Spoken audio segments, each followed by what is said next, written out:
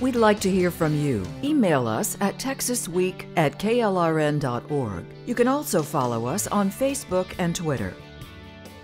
And now here's Rick Casey with tonight's Last Word. Mayor Julian Castro won a significant political victory this week, a victory marked not with a bang, but with a whimper. Over the last 3 decades, Tom Lopez was probably the most powerful trustee in the San Antonio Independent School District. He was elected to the board in 1982 and has held the seat with only one brief interlude ever since.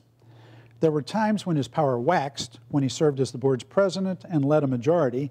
There were times when his power waned, when a majority opposed him, and he had to be content with rearguard actions. But no one else could match his staying power and the influence over the district it produced. As a columnist at the Express News, I wrote frequently about Mr. Lopez, and I was not a fan. He seemed to me to be much more interested in who got promoted than in how well kids got educated, more interested in who got the contract than in how well the new school was built.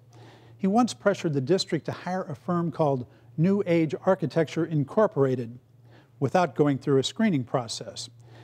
Jean Russell, then a reporter for the Express News and now Mayor Castro's education advisor, did some screening herself. She found that the firm's title was misleading in 2 ways. First, it wasn't incorporated. It wasn't even listed in the phone directory. Second, it didn't include any architects.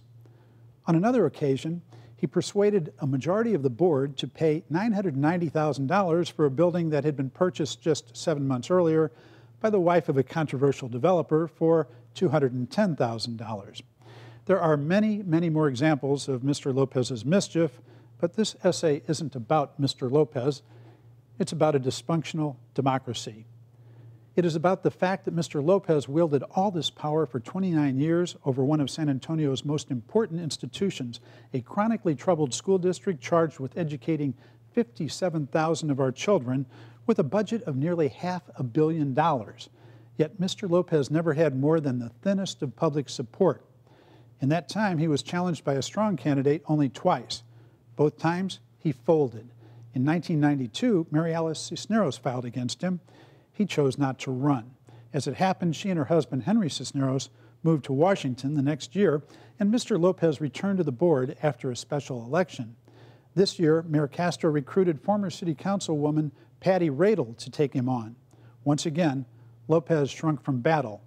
He didn't even announce his decision. He simply failed to file.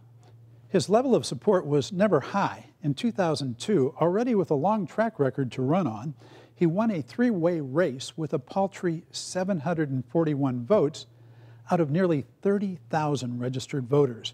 This is a democratic exercise in name only. The story here is not what a corrosive school trustee Tom Lopez was, although that has been well documented. It is that the governmental process that kept him in power was so anemic as to be barely showing a pulse. In such a situation, Mayor Castro's injection of energy is welcome. But while Patty Radel's history on City Council suggests that she would be a huge improvement, she would not be the solution. One of her most important tasks would be to work with the board, the mayor, and others on changing a political culture and structure that could, if history is a guide, produce as her successor none other than Tom Lopez. And that's it for Texas Week. We'll see you next Friday. Good night.